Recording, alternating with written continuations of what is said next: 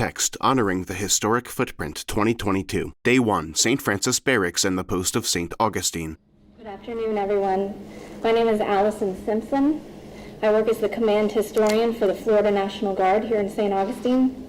The headquarters is here for the Florida National Guard.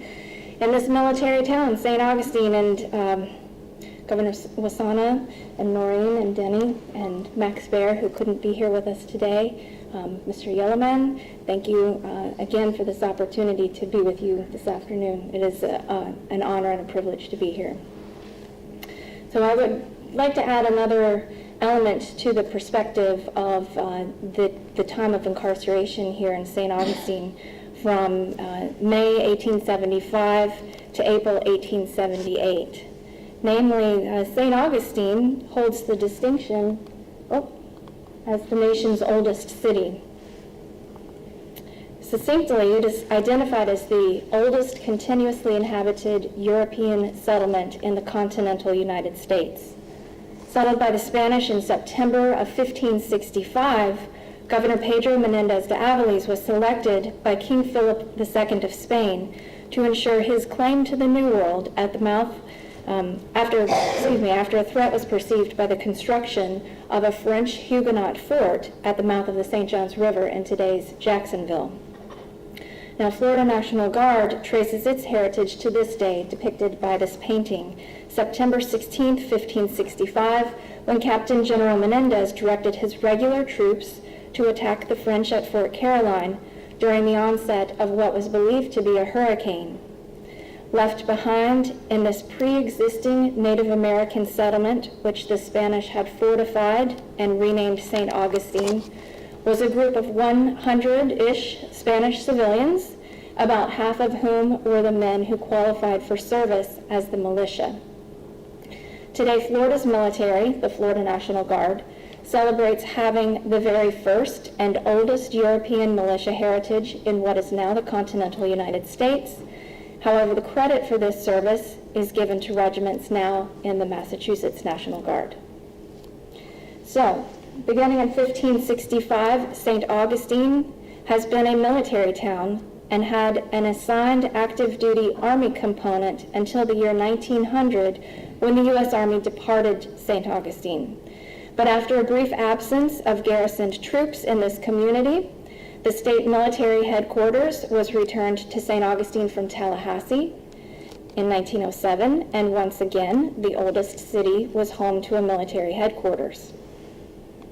That year in 1907, the historic St. Francis Barracks at the post of St. Augustine included more than 20 individual structures, including 6 residential quarters, a large kitchen, a mess hall, a hospital, a blacksmith shop, a bake shop, quartermaster stables, and several smaller outbuildings, including a bandstand and a bathhouse, all of which were leased from the federal government for use as the state arsenal and headquarters of what was then called the Florida State Troops.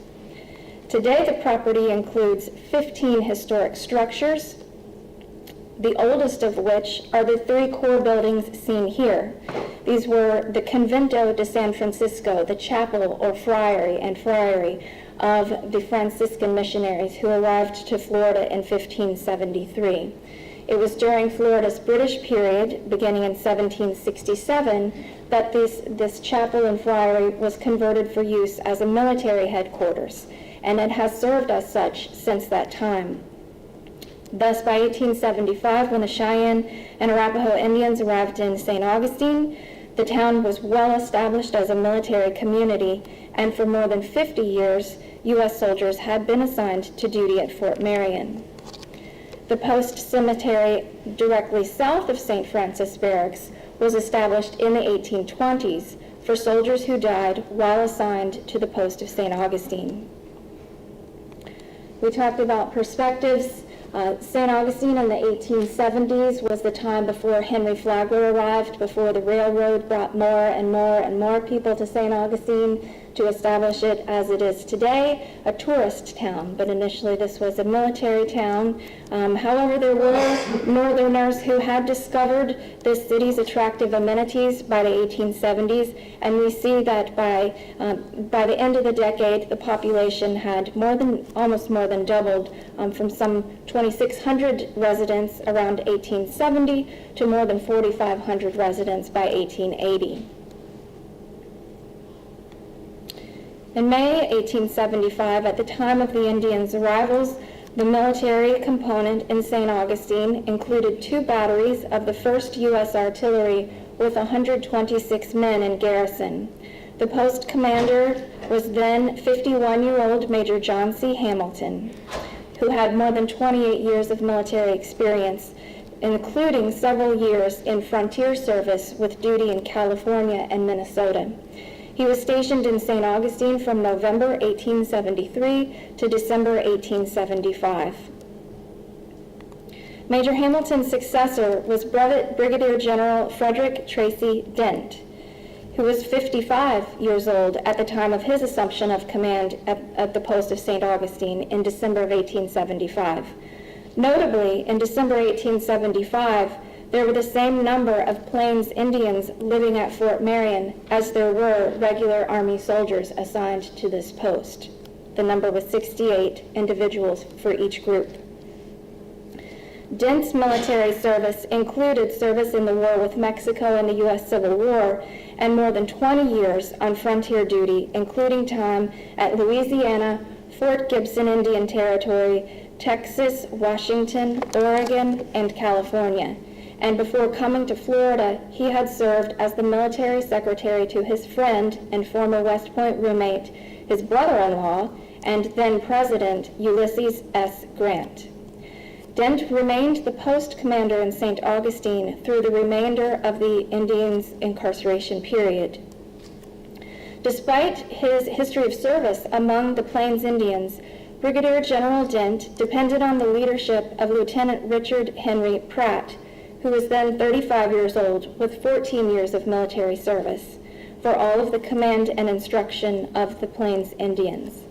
While Pratt was younger and had less time on active duty, he was not without real-world experience, and he had a logical and practical approach in his conduct both on and off the field of command. At age 13, Pratt had assumed the financial responsibility for his mother and his 2 younger siblings following the murder of their father. After several years working as a printer and as a tinsmith apprentice, Pratt enlisted in the Indiana Volunteer Infantry at age 21, and his Civil War service took him to Kentucky, Tennessee, and Georgia. After the war, he continued serving in the military, applied for and received a commission in the newly formed 10th U.S. Cavalry, which was a black regiment. In the spring of 1867, Lieutenant Pratt arrived to Fort Arbuckle, Indian Territory, and was thereafter associated with the American Indian.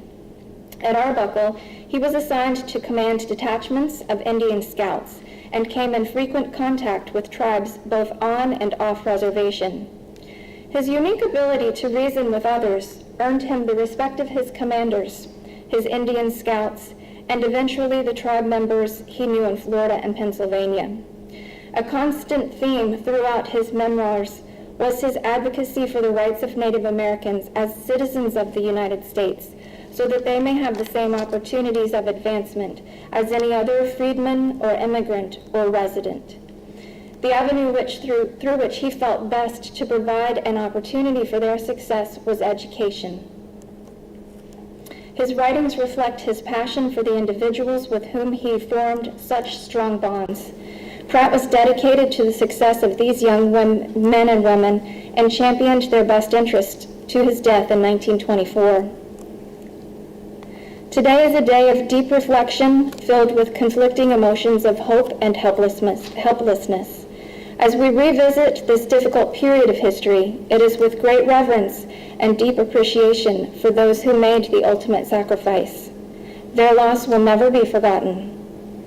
Thank you again for this opportunity to participate today. Alison nods in appreciation for the applause as she collects her notes and steps away.